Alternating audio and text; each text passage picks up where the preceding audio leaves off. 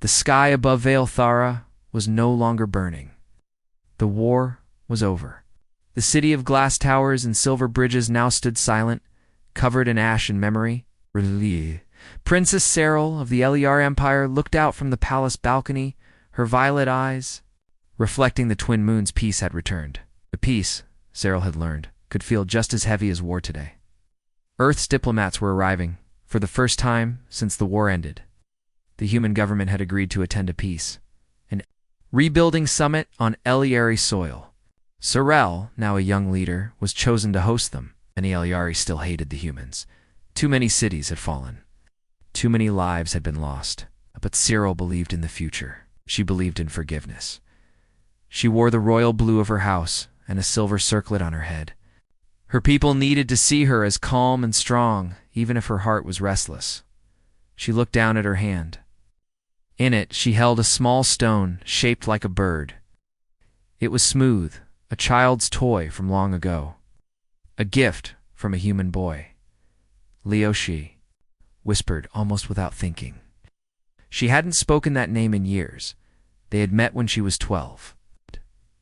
During a short peace exchange between Earth and Elior, a small group of human children had visited the Royal Academy for one season. Leo had been quiet, shy, and always reading. But he was kind to her when the others weren't. He gave her the bird-shaped stone before leaving. She never saw him again. And then the war had come. A soft voice interrupted her thoughts. The Earth delegation has arrived. The summit begins in 1 hour. Serral nodded. The main hall of the Eliar capital was filled with diplomats and officers from both worlds. Serral walked with grace, her guards behind her as she entered the chamber. She looked around. She had seen humans before on screens, in war reports, but never this close since the fighting ended. Then she saw him, tall, dressed in a dark gray uniform with no name tag. Short brown hair, a scar ran along his temple, cutting just above his right eyebrow. He stood behind the Earth's ambassador, silent, watching. His eyes met hers for a moment. And something inside her paused. Familiar, her heart skipped a beat. But no, she told herself. It couldn't be.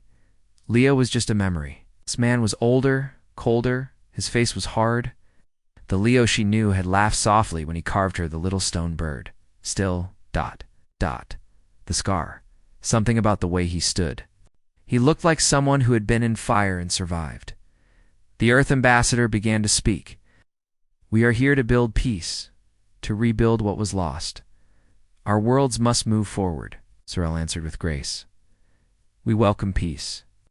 Let us remember the past so we do not repeat it. The human with the scar did not speak. Later, Serral pulled aside her advisor. Who is the man standing behind the ambassador? His calcine is ash. He's a military advisor, formerly Special Forces. Doesn't talk much. Very private. Serral stared at him across the room. That wasn't Leo's name, but that scar.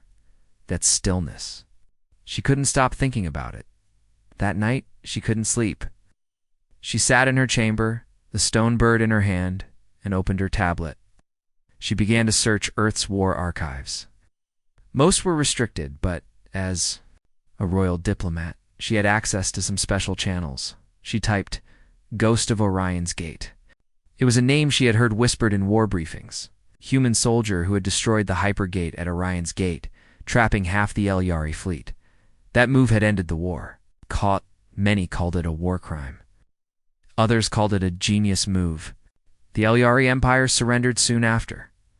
The ghost had no face, no real name, no public records, only one image blurry, taken by a fleeing pilot, a figure in black armor, standing at the center of the destroyed gate, holding a flare.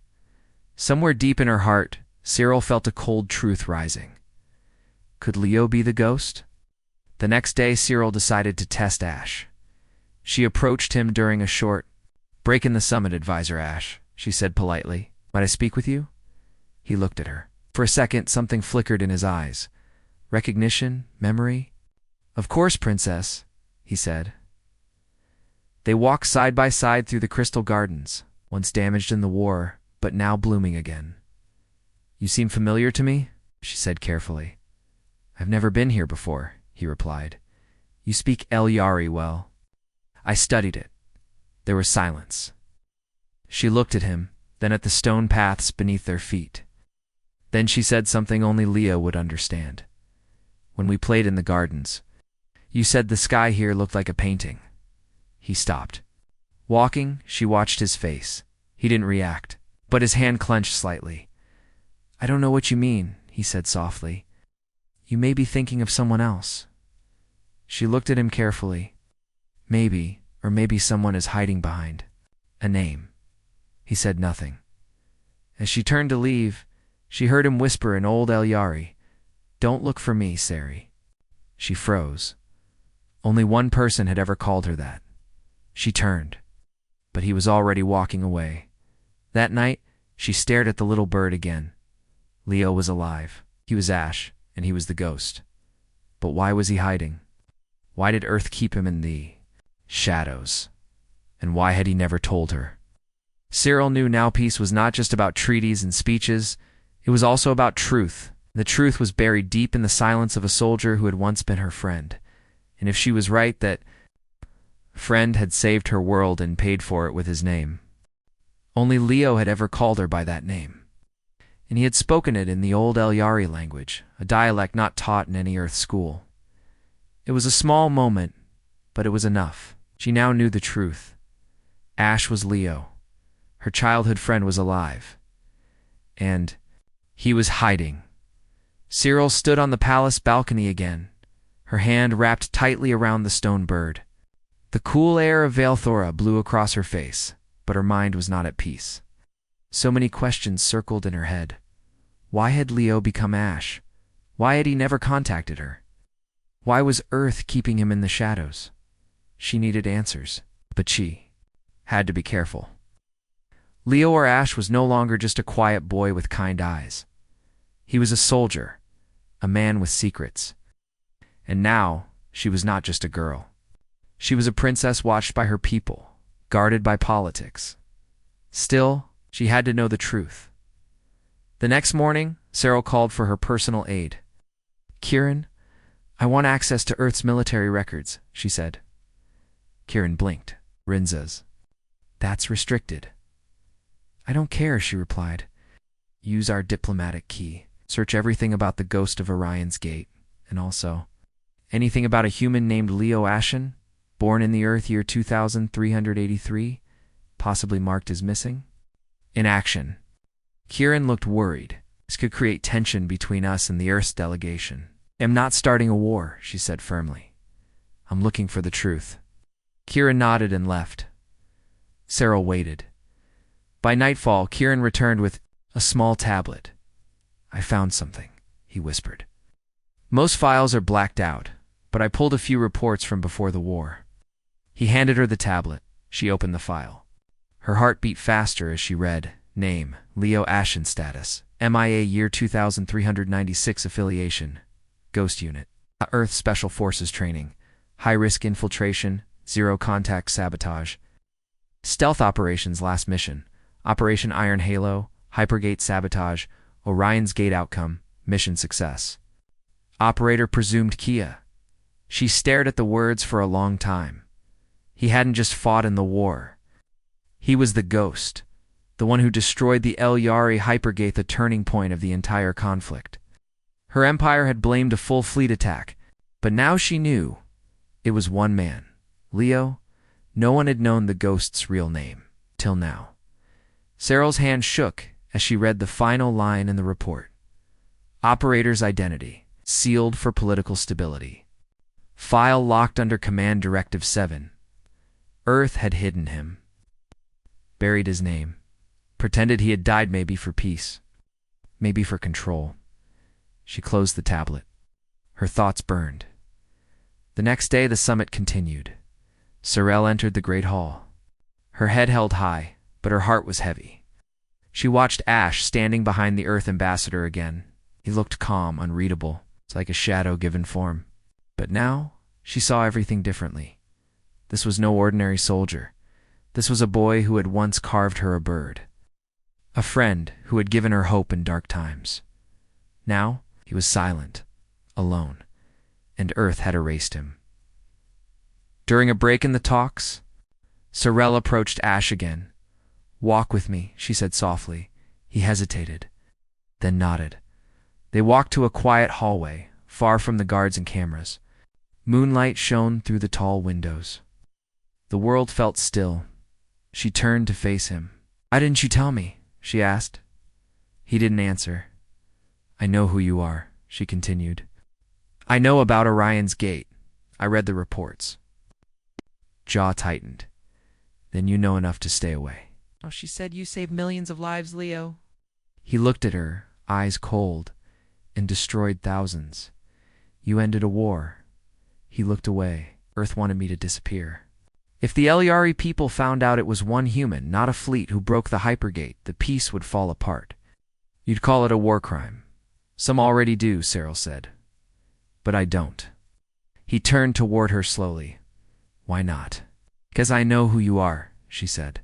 "You're the boy who saved a wounded bird, who read stories with me in the gardens, who gave me this." She held out the stone bird. His eyes softened for the first time. "You still have that?" he asked. "I never forgot you," he closed. His eyes for a moment, then he spoke, voice low and tired. "I thought about writing to you after the war, but what would I say? Hi, it's me, the ghost who destroyed your fleet. The peace was too fragile. You could have trusted me," she said. "I didn't want you to choose," he replied, "between your people and me." Tears touched her eyes, but she kept them back. "I still don't know what I'm supposed to choose." He stepped closer. "Then don't choose yet, just listen." They sat on a bench under a tall glass archway. Ash told her about the war his training, the missions, the silence. He had lost his parents in a rebel bombing. After that, he joined the ghost unit by choice. "We were ghosts for a reason," he said. "No names, no medals. Just shadows doing what no one else could. And what now?" she asked. He looked up at the stars. "Now I'm just a ghost still walking." Cyril returned to her chamber that night with a storm in her heart. Leo had saved the galaxy, but Earth had buried his name. How could she stay silent? And if she spoke the truth, would it help peace or break it? She looked at the small bird. In her hand and thought, he didn't want glory. He wanted peace. But peace built on silence was still a lie, and Cyril had never liked lies. The next morning, the palace was quiet. But tension hung in the air. Princess Cyril sat at her table, watching the sunrise. A golden light spread across the silver towers of Valthera, but her mind was filled with shadows. The truth was now too clear to ignore. Leo was the ghost of Orion's Gate. Earth had hidden him. And now they were using him like a tool, silent, obedient, invisible. She had tried to stay calm, to think only of peace. But peace built on lies would never last. And hiding a hero was still a crime, even if it was done for the greater good. She looked at the small bird on her desk. He never asked for a reward, she thought.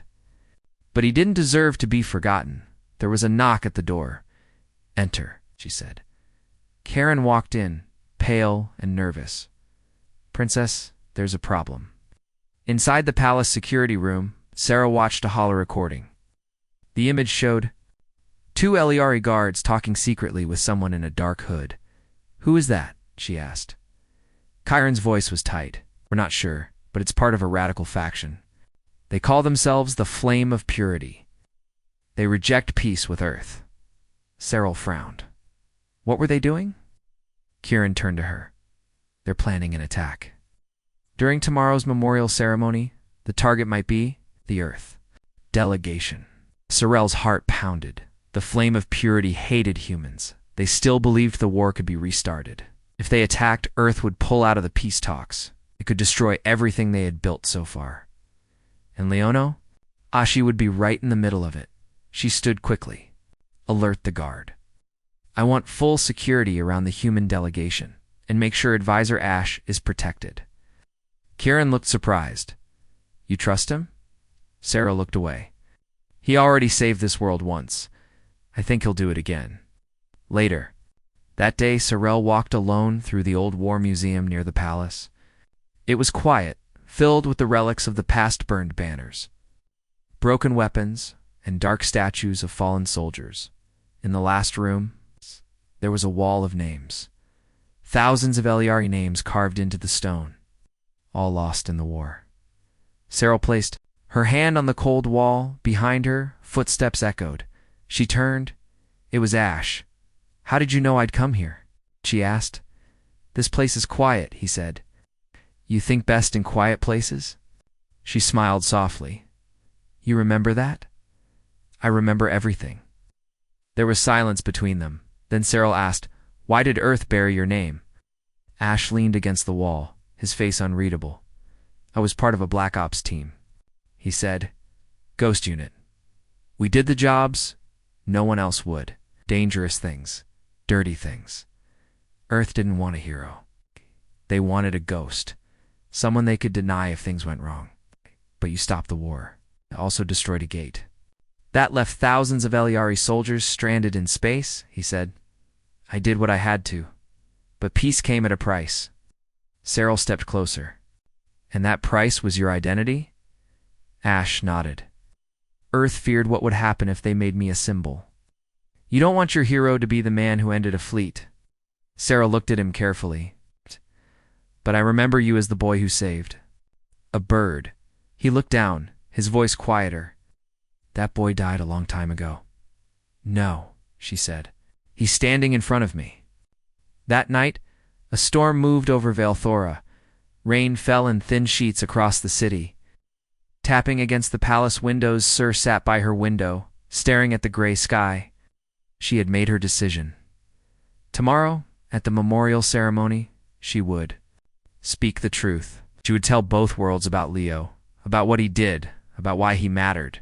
Some would hate her for it. Some would call it betrayal. But lies could no longer protect peace. Only truth could. A message came in on her tablet. It was from an anonymous source. But Sorel recognized the tone. It was Leo. The message said, "There's danger at the ceremony. If anything happens, don't run. Trust me."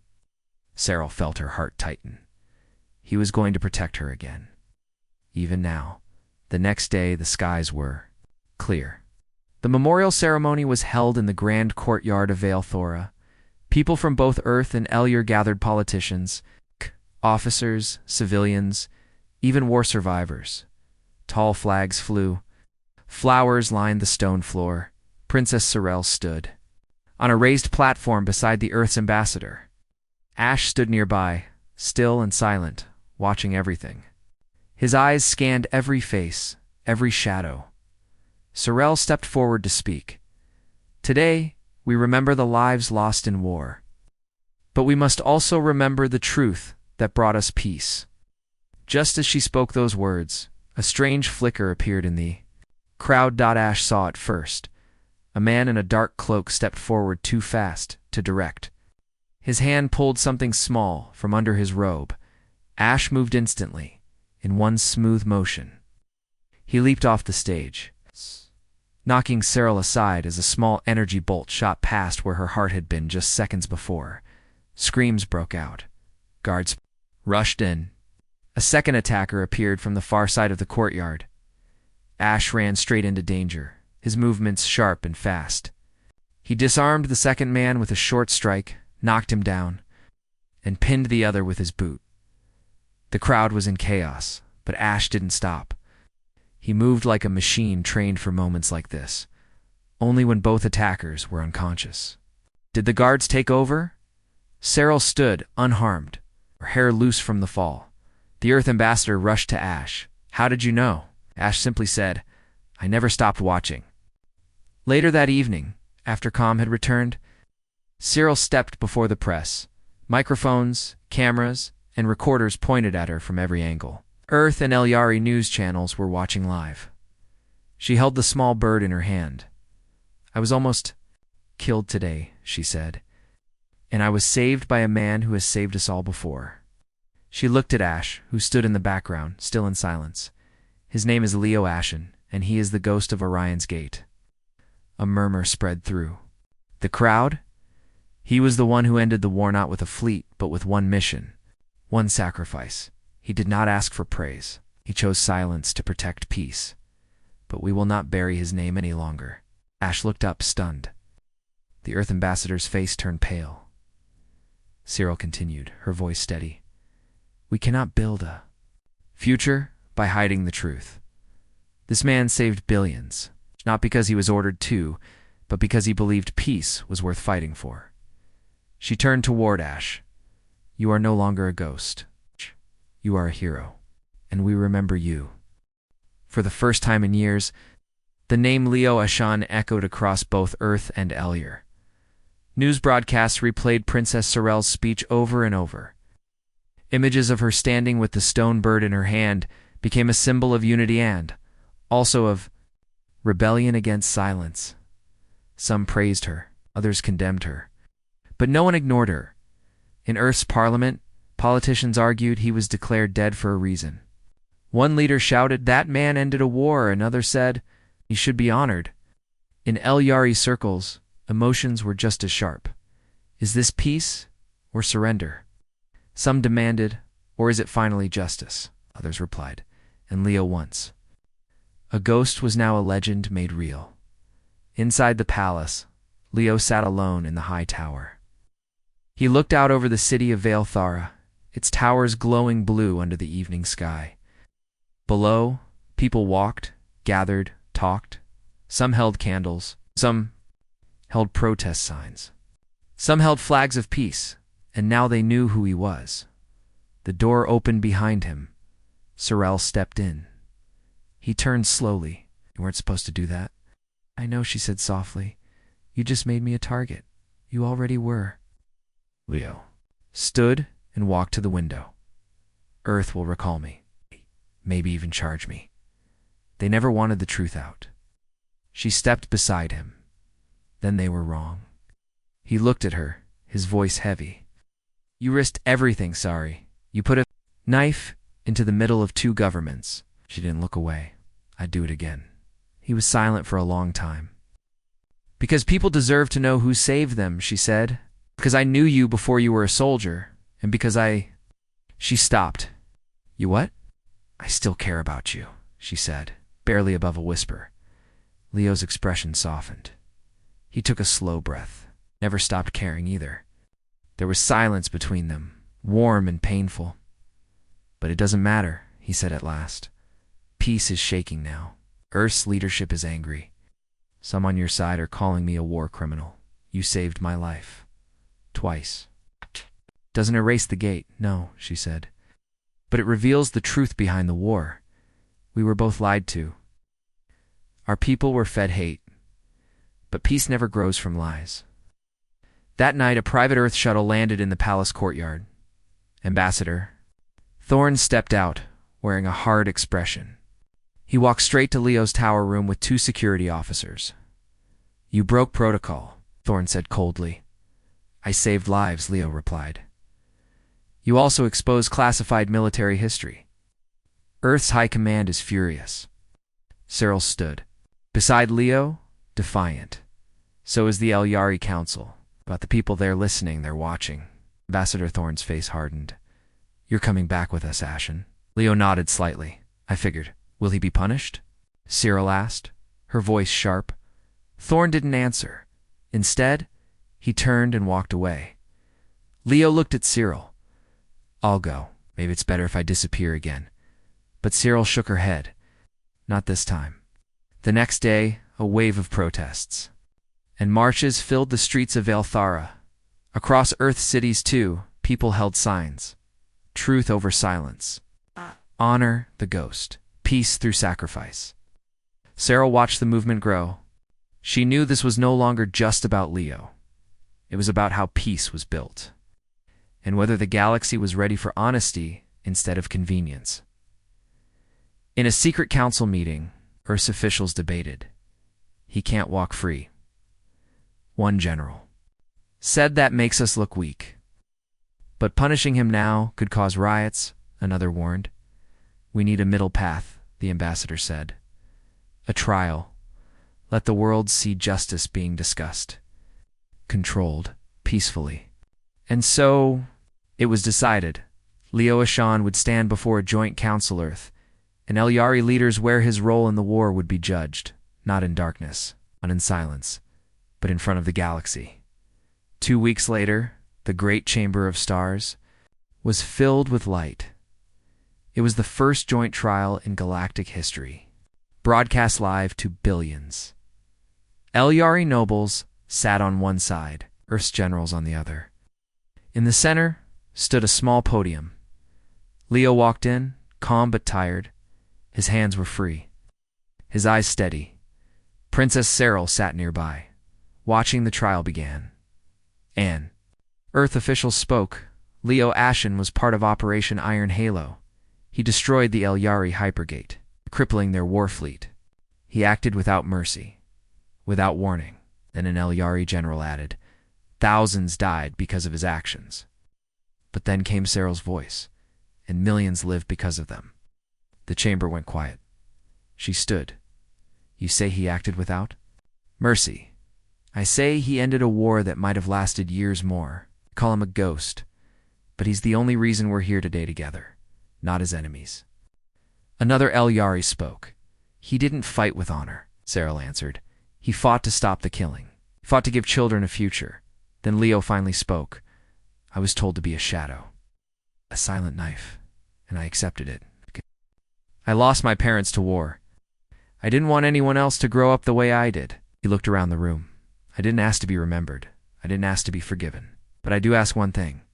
If you want peace, stop burying the people who make it possible." After many hours of testimony, debate, and silence, the council returned with a verdict. Leo Ashan would not be punished, but he would also not return to Earth command. Instead, he was offered a new role in advisor for peace negotiations, symbol of truth. A man who had seen the cost of war and the value of peace. Leo stood still as the decision was read aloud. The people outside the chamber cheered. Princess Serral smiled through quiet tears. Later that night, Leo stood with Serral under the stars. They were on a small garden balcony. "The same one from their childhood, you'll stay?" she asked. "For now," he said. "You don't have to be alone anymore." "I know." She stepped closer. "The people believe in you now," she said. "They see what I saw long ago." "What did you see?" She smiled. "A quiet boy with kind eyes, holding a broken bird." Leo laughed softly. "That bird had a better chance than I did." "Survived," she whispered. "So did you." Looked at each other for a long moment. No words. Just the wind and the stars. Then Serral said, "Come back to the palace tomorrow. There's something I want to show you." The next day, Leo entered the Hall of Peace, newly renamed by Serral herself. At the center stood a new monument, a tall sculpture of light and stone, a carved human hand and an Elyari hand, reaching toward one another, and beneath it a small plaque, "To the ones who ended the war, not with armies, but with courage, truth, and sacrifice. We remember the ghost. We honor the name. Leo Ashan." He stared at it for a long time. Serral stood beside him, quiet. "I didn't expect this," he said. "You deserve it. I didn't do it alone. No one ever does," she said. He looked at her, truly seeing her now, not just as a princess, but as the one person who had always believed in him. Maybe the world didn't need ghosts anymore. Maybe it needed heroes who lived in the light. And maybe, just maybe, he could finally stop running. The ceremony to unveil the monument had drawn people from every corner of Elior and Earth. It was more than a statue, it was a promise. A promise that peace would be built on honesty, not lies. That heroes could be recognized, not hidden. "Princess?" Serral stood beside Leo Ashan, their hands brushing lightly. The crowd buzzed with hope and gratitude. But beneath the celebrations, Serral knew the real work was just beginning. After the ceremony, Serral and Leo met with the Joint Peace Council. The wounds of war were still fresh. Some leaders clung to old fears. Others were eager to move forward. "We need to create a shared history," Serral said firmly. "One that belongs to both our peoples. A history that teaches truth even when it hurts. Leo nodded. And we need to prepare the next generation. Teach them why peace matters. An Elyari elder spoke slowly. Our children must understand the price of hatred, the cost of silence. Human general added, they must. Also learn courage, the courage to speak up, even when it's dangerous. In the following weeks, Cyril and Leo traveled across both worlds. They spoke at schools, community centers, and public forums. Leo's story, the story of the ghost of Orion's Gate, became a lesson in bravery and sacrifice. Children listened. Wide-eyed as Cyril described the boy who loved a broken bird, adults debated the difficult truths, but also the hope that peace could grow, slowly. The cold barriers between Earth and Elior began to thaw. One evening, as they watched the twin moons rise over Vale'thora, Cyril turned to Leo. "Do you ever regret it?" she asked quietly. "All that you went through? The silence? The danger?" Leo looked up at the stars. "Sometimes. But then I see this." He gestured to the city lights below, peaceful and alive, and I know it was worth it. Cyril smiled softly. "You never have to carry it alone again." He reached out and took her hand. "We're not just childhood friends anymore," he said. "We're partners. In this whatever comes next." She squeezed his hand. Together. But not everyone was ready for this new future. One night, a dark message arrived at the palace. It was a warning from the Flame of Purity, the radical faction who had tried to attack the memorial. They threatened to undo everything. The council held emergency meetings. The threat was real-land. Growing, Leo stepped forward. "I will lead a special unit," he said, "to find and stop the radicals. But this time we fight with open hands, not shadows." Cyril nodded. "We'll stand. With you, we will show them that fear and hate will not win." Their decision inspired many young Elyarian humans to join their cause. A new force was born, one of hope, truth, and justice. As weeks passed, Leo's team uncovered secret bases and stopped several attacks. The Flame of Purity was desperate, but weakening. One night, during a tense mission, Leo and his team captured the faction's leader. The man was defiant, eyes burning with hate. Leo looked at him calmly. "Your fight is over," he said. "There is no future in war." The man spat, but said nothing. Leo turned away. "We will rebuild, but only with peace." Back at the palace, Cyril and Leo stood on the balcony again. Vale'thora was alive with music and light. People danced in, the streets celebrating the end of the threat. Cyril looked at Leo. "We changed everything," she said. He smiled, because we told the truth. They watched as the night sky filled with stars. "I think the bird is flying free now, Leo," said. Cyril nodded. "And so are we." Months later, the Joint Council announced the creation of the Harmony Accorda, new alliance between Earth and Lyre. It was a pact of friendship, trade, and culture, a future where war was not forgotten, but its lessons lived on. In the palace garden, Cyril and Leo planted a tree, its branches strong and growing. "A symbol of new life," Cyril said. Leo brushed the soil around the roots. "Like our friendship, like our worlds." She smiled. "Together we can face anything." He looked at her, the boy, and the hero in one. Together. The story of the alien princess and the heroic soldier became legend. But more than legend, became truth. A truth that taught to worlds how to heal, how to hope, and how to build a future forged, not in silence, but in light.